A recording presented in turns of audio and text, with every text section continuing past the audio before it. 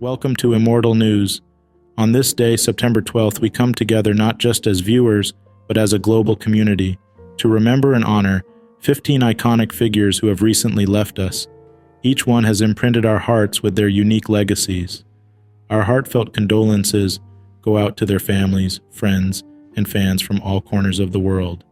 In today's segment, apart from our dedicated tributes, we will provide a health update on rock icon Steven Tyler and Mario Lopez. Before we journey through these stories, kindly give this video a thumbs up. For those who wish to show further appreciation, the thanks button awaits your click.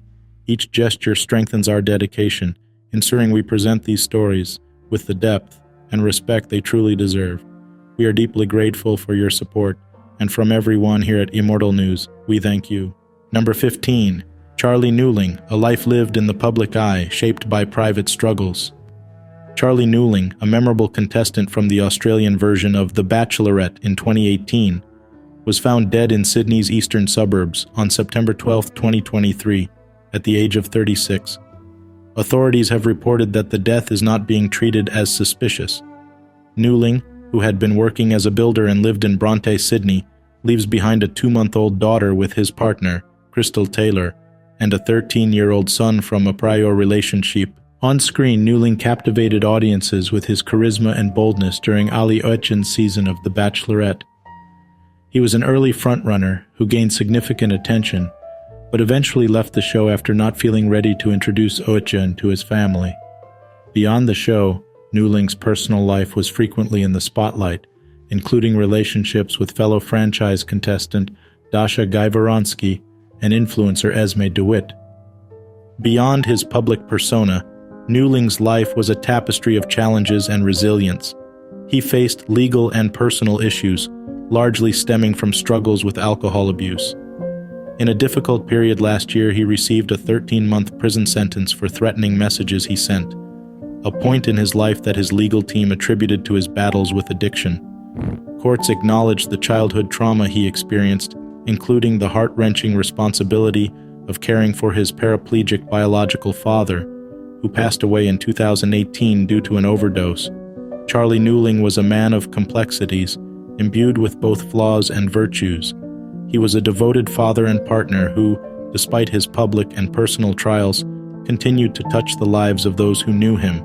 His untimely passing leaves a legacy fraught with challenges, but also filled with moments that many found captivating and real. Tribute to Charlie Newling.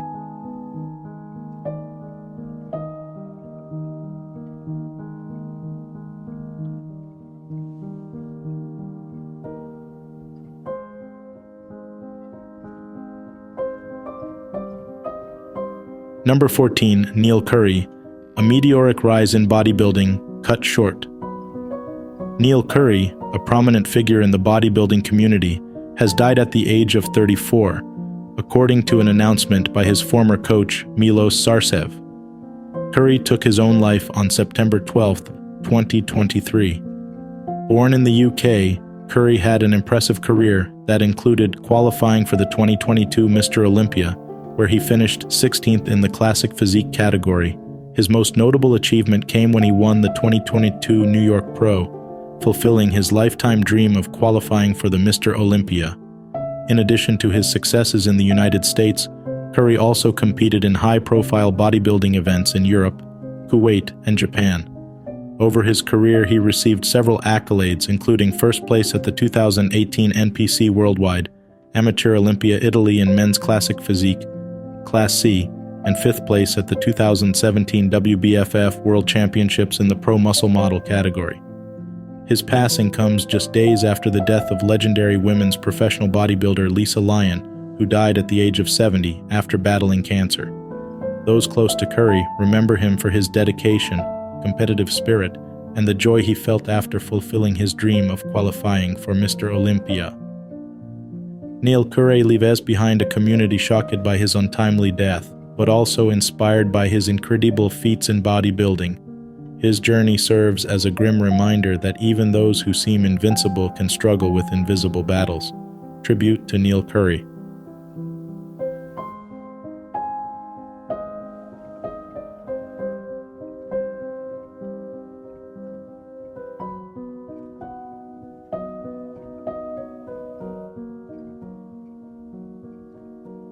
Number 13. Roy Kidd, a coaching titan who transformed EKU football. Roy Kidd, an iconic figure in the world of college football, passed away on September 12, 2023 at the age of 91. Known for his 4-decade tenure as the head football coach at Eastern Kentucky University, Kidd's impact was monumental both on and off the field. Born in Corbin, Kentucky on December 4, 1931, Kidd was a native son who would go on to bring acclaim to his home state. His coaching career at EKU spanned from 1964 to 2002, during which he led the team to 2 national IA championships, 16 Ohio Valley Conference titles, and a staggering 314 wins. His success earned him a rightful place in the College Football Hall of Fame. He was a transformative figure for EKU, converting it into a national football powerhouse. Beyond his impressive statistics, Kidd was revered as a compassionate mentor by his players, many of whom went on to have NFL careers. Awards in his name, including the Roy Kidd Award for the best high school football player in Kentucky and the Roy Kidd OVC Coach of the Year Award, continue to honor his lasting influence on the sport. His legacy also includes infrastructure named in his honor, the EKU football stadium as Roy Kidd Stadium, and a street renamed Roy and Sue Kidd Way. He was also inducted into several halls of fame, including EKU's own Hall of Distinguished Alumni and Athletics Hall of Fame. Kidd is survived by his wife of 62 years, Susan Sue Purcell Kidd, their 3 children, 6 grandchildren, and 4 great-grandchildren. The family requests that donations be made to the Roy and Sue Kidd Endowed Scholarship at Eastern Kentucky University as a fitting tribute to a man whose life was dedicated to education and athletic excellence. Tribute to Roy Kidd.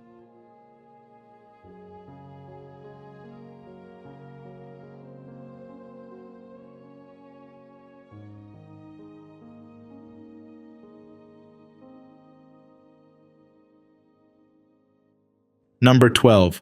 Aaron Harris, a pillar of Irish television drama. Aaron Harris, celebrated for his role as Detective Garda Miles Byrne on Ireland's hit RTE show Fair City, passed away unexpectedly on September 4, 2023, while in Spain. This news comes to us through a heartfelt announcement made by his longtime co-star and friend Tommy O'Neill. Known in private life as David, Harris had an acting career that extended far beyond the boundaries of Fair City, where he graced the screen from 2003 to 2007. The actor had a noteworthy presence in British drama series as well, including his role as DS Andy Dixon on Wycliffe between 1994 and 1996. Born into the family of Victor and Vivienne, Harris called multiple places home: London, La Hinch-en-Clair, and Limerick. He was a captivating figure on and off screen, drawing both fans and fellow actors into his sphere of influence through his undeniable talent and magnetic personality. Harris leaves behind a loving partner, Louise, and a bereaved family that includes brothers Heyman and Ken, sister Allison, and an extended family of in-laws, nieces, and nephews. His untimely death has led to an outpouring of emotional tributes from the entertainment community, most notably in Ireland and the United Kingdom. His absence will be deeply felt, but his contributions to television drama ensure that his legacy will continue to thrive. As we come to terms with the loss of such a dynamic talent, we echo the sentiments of his friend Tommy O'Neill, wishing Harris a happy journey to the great show in the sky. Tribute to Aaron Harris.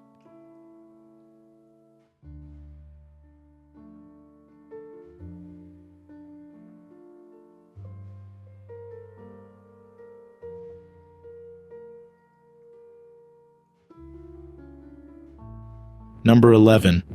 Milan LeFevre, a lasting legacy in Christian rock and gospel music.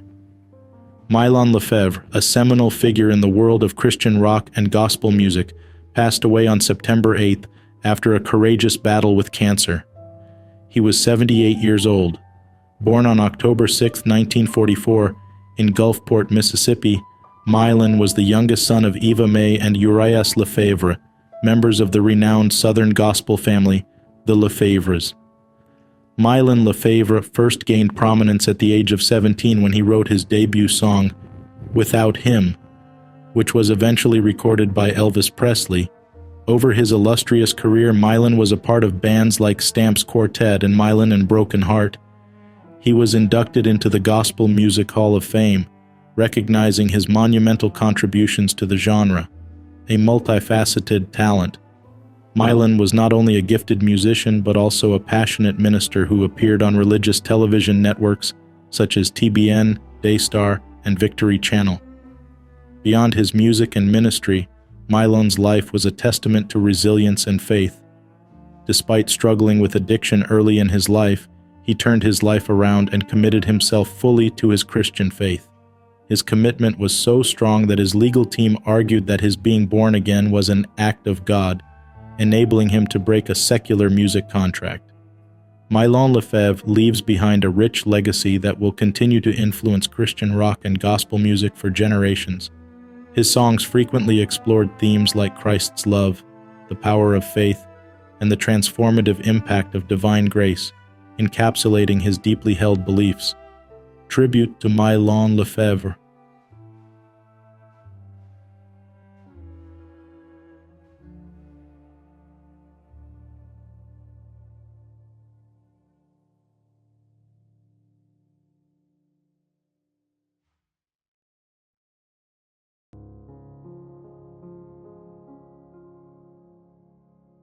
Number 10.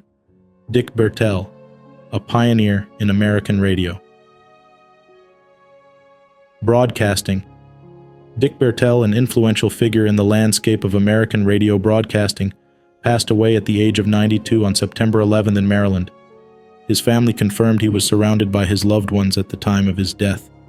Bertel's career in radio spanned several decades, a testament to his enduring influence and adaptability in a fast-changing industry.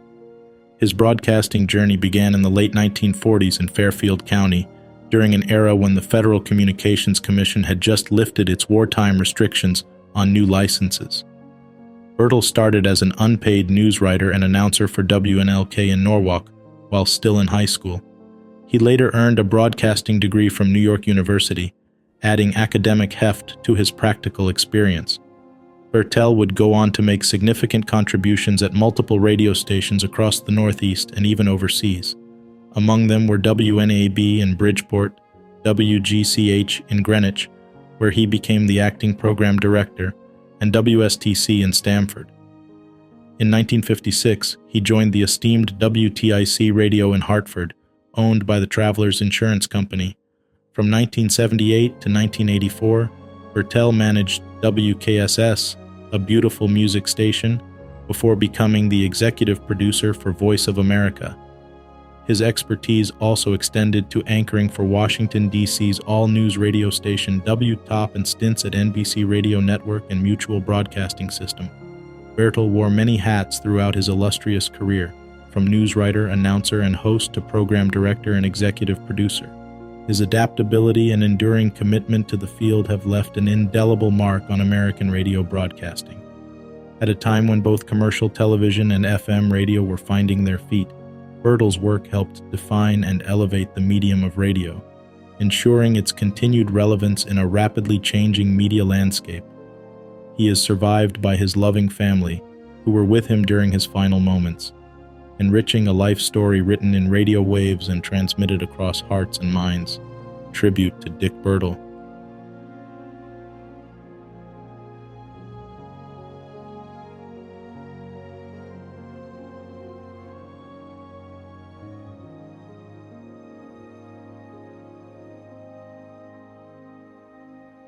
Number 9. Gordon Kennett, a pioneering force in British speedway racing. Gordon Kennett, a standout figure in the world of British speedway racing, passed away at the age of 70 on September 12th. Kennett's racing career spanned nearly a quarter of a century, during which he achieved significant milestones, including a successful stint with the Oxford Rebels and becoming the world number 2.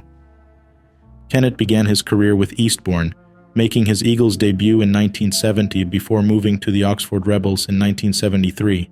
Alongside Norwegian Star Daglovas, Kennett led the Rebels to a decade-best finish in 1975, including a 7th-place finish in the British League and a Midland Cup win. After the Oxford Stadium nearly closed, he led the Rebels team to White City in London, where he captained the team to a British League title in 1977. Arguably, one of Kennett's career highlights was finishing second in the 1978 World Final at Wembley Stadium, missing the top spot by just 1 point. That same year, he won the World Pairs for England, alongside Malcolm Simmons, edging out New Zealand. After retiring from racing, Kennett took on managerial responsibilities, most recently leading the nomadic cheetahs before they made their full-time return to Sandy Lane. Under his guidance, the cheetahs clinched the Cliff Peasley Memorial Trophy in 2021 by a single point. British Speedway paid tribute to the late racer, extending their condolences to Kennett's family and friends. His impact on the sport, both as a racer and a manager, leaves a lasting legacy that will be remembered for years to come. Tribute to Gordon Kennett.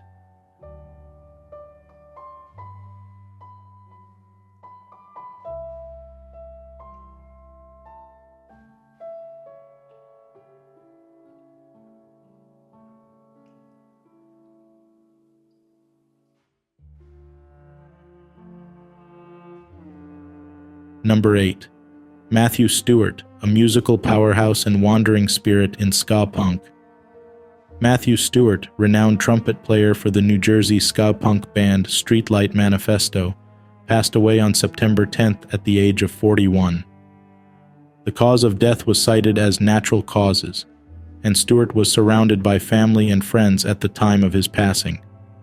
Stewart joined Streetlight Manifesto in 2007 and quickly became an integral part of the band's unique sound.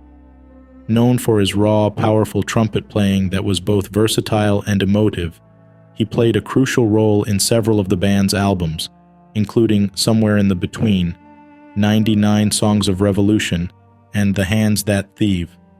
Stewart's bandmates remembered him as a friend, a brother, a son, a partner, a father, and a good dude. Apart from his undeniable talent as a musician, Stewart was also celebrated for his generous and open spirit. Fans and colleagues alike recall him as a friendly, wandering spirit who would often be found outside of clubs, backstage, or next to the band's bus. Whether engaging with fans, local crew members, or even strangers, Stewart was always polite and quick to make people feel comfortable. Stewart's passing comes at a particularly poignant time as Streetlight Manifesto were on tour celebrating the 20th anniversary of their debut album, Everything Goes Numb. His untimely death leaves a void not just in the band but also in the broader music community, where his incredible skill and kind-hearted nature made him a beloved figure. Tribute to Matthew Stewart.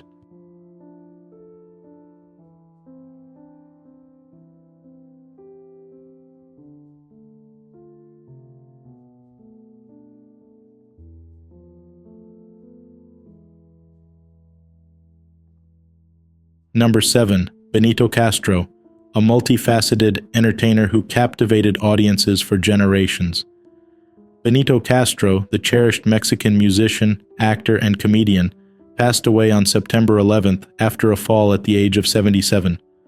Born into a family of entertainers, Castro inherited his performing prowess from his late father, Arturo El Bigoton Castro, a notable actor and comedian from the golden age of Mexican cinema.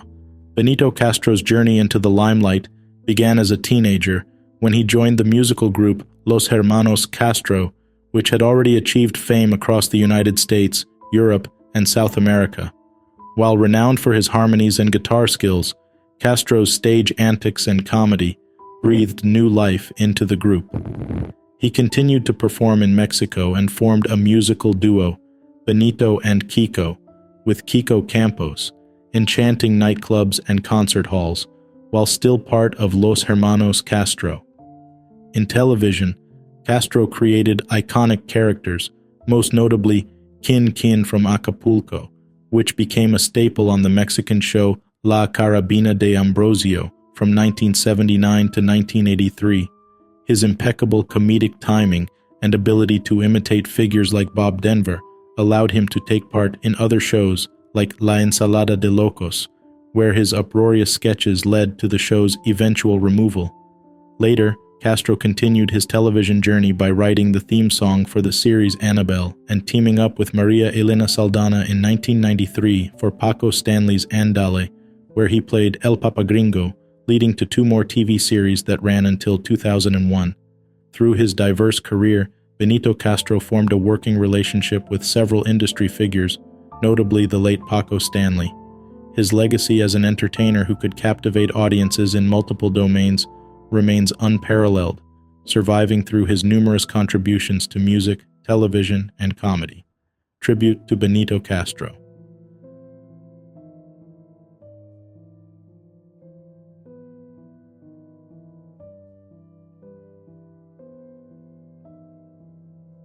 Number 6.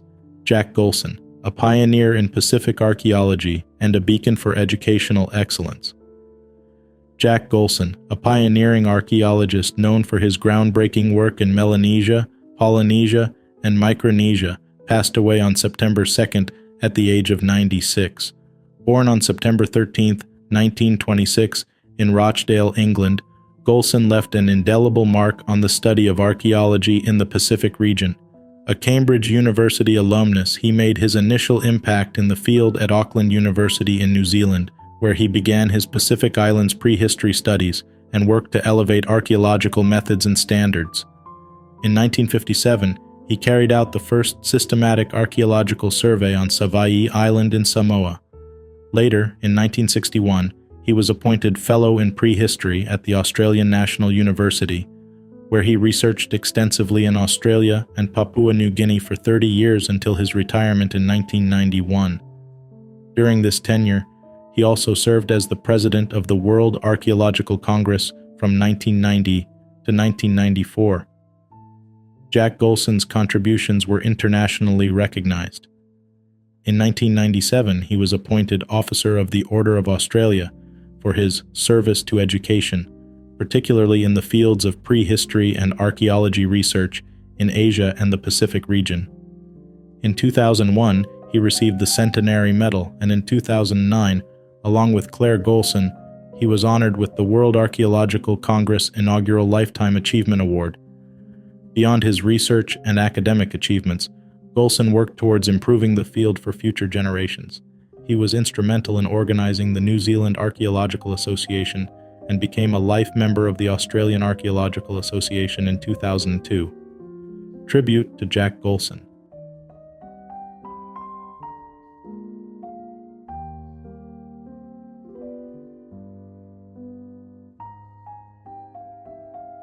Number 5. Margarita Rinaldi, a soprano who bridged Italian bel canto and international opera. Margarita Rinaldi, an Italian lyric soprano acclaimed for her versatility in roles ranging from Italian bel canto to Baroque and French opera, passed away on September 7th at the age of 88 in Impruneta. Born in Turin on January 12, 1935, Rinaldi's star rose quickly after her successful debut as Lucia in Donizetti's Lucia di Lammermoor in 1958, leading to a prominent career at La Scala in Milan. Over the years, she performed alongside opera greats like Luciano Pavarotti, Renata Scotto, and Marilyn Horne, notable for her recordings as Gilda in Verdi's Rigoletto and Elia in Mozart's Idomeneo. Her work was praised for its stylistic integrity and vocal agility. Internationally, she made her mark with performances at the San Francisco Opera, Dallas Opera, and Royal Opera House in London, among others. She later transitioned into teaching, imparting her vocal mastery to the next generation of singers. Rinaldi's legacy extends beyond her comprehensive repertoire. She was a performer who could seamlessly adapt to different styles, earning her a distinguished place in the annals of opera. Tribute to Margarita Rinaldi.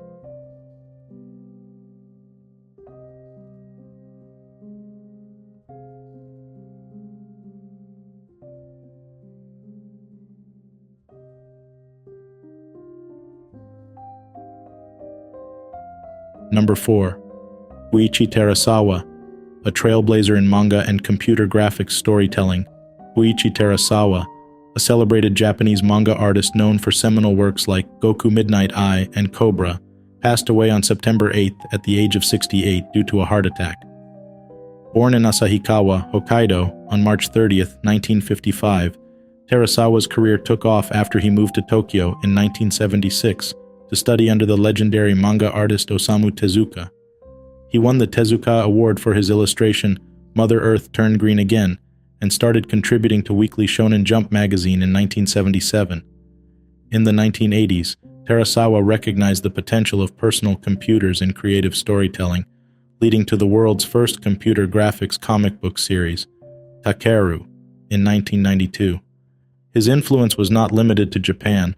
His works have been translated into more than 10 languages and have enjoyed international acclaim, including from French filmmaker Luc Besson. Despite a malignant brain tumor diagnosed in 1998, Tarasawa continued to contribute to the world of manga and animation until his health severely declined. His resilience and pioneering spirit have left an indelible mark on both traditional and digital art forms, cementing his legacy as a versatile and innovative artist. Tribute to Buichi Tarasawa.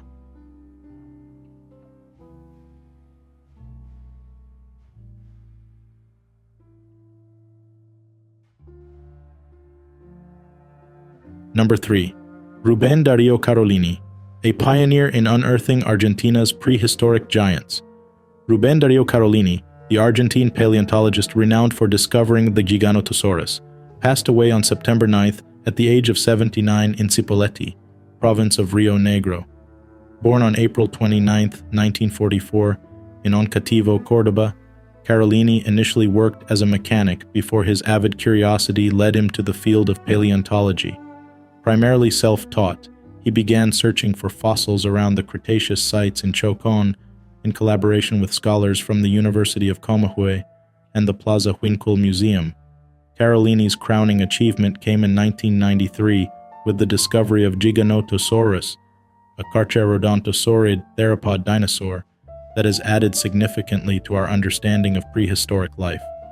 He was also instrumental in the founding of the Ernesto Bachmann Paleontological Museum in Villa El Chocón, Neuquén, where he served as director from 1995 to 2008.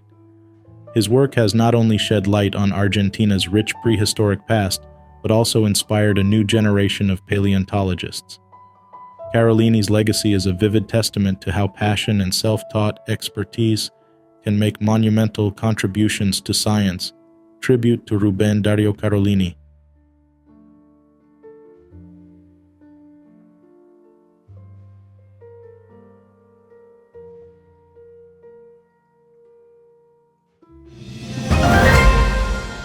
Breaking news. News 1. Rock icon Steven Tyler hits. A sour note, vocal cord injury derails Aerosmith's farewell tour.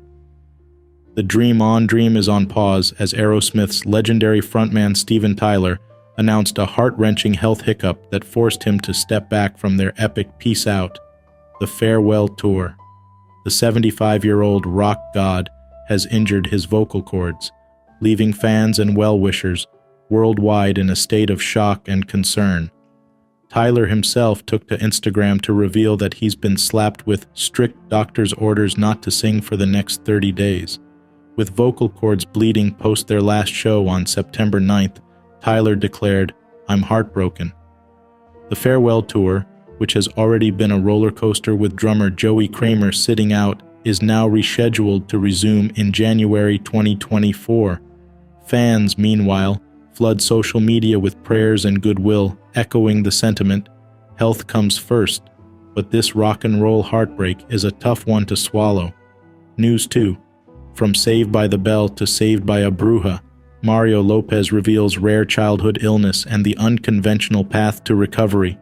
You know Mario Lopez as the epitome of health and fitness, but what you didn't know is that he faced life-threatening health issues as a baby. For the first time ever, the age-defying actor and TV host opens up about a rare childhood disorder that left him on the brink. Abandoning conventional medical treatments, his desperate family sought help from a Mexican bruja, witch doctor. The results? Miraculous recovery that shaped Lopez's lifelong faith in alternative healing. Far from being cursed, the actor's experience with the bruja blessed him with a perspective that fuels his resilient approach to well-being today. Learn how Mario Lopez's fight for survival turned into a lifetime journey of holistic health. It's an inspiring lesson for us all. Sometimes the most unconventional paths can lead us to wellness. News 2. Manchester United star Antony faces escalating controversy as more individuals accuse him of physical violence, adding to the tension around the $85 million winger who's already embroiled in separate police investigations. Ingrid Lana, a 33-year-old Brazilian banker, has become the latest to come forward, claiming an alleged attack by Antony could have been lethal. "It was a little push, but could have made you hit your head and die," she said in a televised interview. Raisa de Freitas, another alleged victim, described a violent encounter in a car which a motorcyclist reportedly witnessed. The latest accusations arrive amid Antony's ongoing denials and sharing of what he claims are private WhatsApp messages to defend himself, sparking a vehement response from Ingrid. Manchester United and Antony's legal team vehemently deny the allegations, emphasizing the ongoing investigations. However, as the accusations multiply, the case against the Brazilian star appears increasingly fraught. News 3. In a catastrophic twist that reads like a horror script, Storm Daniel has unleashed its fury on Libya, claiming at least 2,000 lives and leaving around 10,000 people missing. The storm's unrelenting deluge was so catastrophic that it burst 2 dams, turning streets into rivers and washing away entire neighborhoods. Amid the chaos, emergency lines are down, trapping families in waterlogged homes and burying victims under rubble. Derna, the epicenter of the disaster, saw such devastation that local authorities are struggling even to estimate the toll. "Bodies are still lying in many places," said Othman Abdul Jalil, health minister in Libya's eastern administration. Already fractured by political strife, Libya now faces an unprecedented humanitarian crisis as countries scramble to send aid. Adding to the alarm, experts warn that the climate crisis is supercharging storms like Daniel, raising the stakes in a year already marked by record-breaking extremes. Now it's time to remember the legends who passed away in the past years. Number 2. Edna Wright, a pioneering voice in female empowerment through music. Edna Wright, the lead singer of the iconic girl group The Honeycomb, known for their 1971 chart-topping hit Want Ads, passed away on September 12th in 2020 at the age of 75. Her death was confirmed by her sister, renowned singer Darlene Love, who shared the sad news on social media. Born into a musical family, Wright found inspiration in legendary performers like Diana Ross and Martha Reeves, before realizing her own dreams with The Honeycomb. Alongside group members Carolyn Willis and Shelley Clark, Wright helped shape a narrative of empowered womanhood through hits like Stick Up, One Monkey Don't Stop No Show, and The Day I Found Myself. Throughout her career, Wright was dedicated to delivering songs with positive messages, advocating for not just hearing but listening as the key to understanding and success. Her uplifting music and aspirational messages leave behind a legacy that will continue to empower women for generations to come. Tribute to Edna Wright.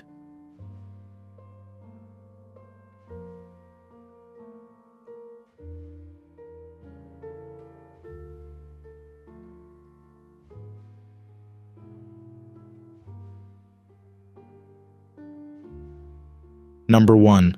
Barbara Jefford, a luminary in Shakespeare and drama and film. Barbara Jefford, the esteemed British actress whose illustrious career spanned 7 decades, passed away at the age of 90 on September 15, 2020. Her death was announced by United agents on behalf of her family, describing her as a sensational actress and a warm and generous woman.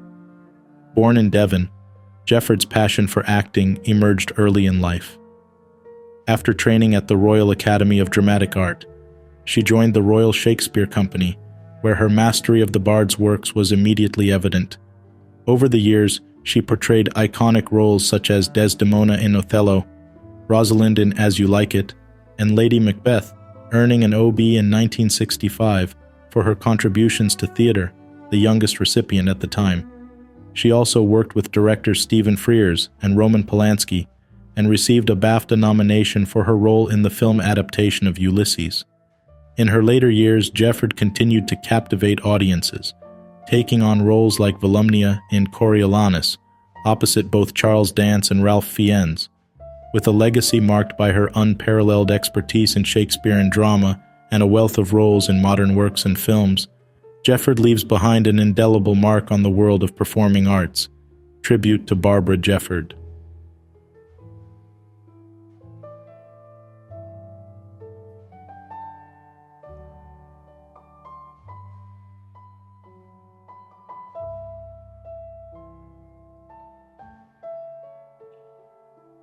For a deeper dive into what shaped today's headlines, don't miss our riveting coverage in yesterday's video. It's a story you won't want to skip. And if you found value in today's segment, please give this video a thumbs up. From all of us at Immortal News, thank you for your continuous support.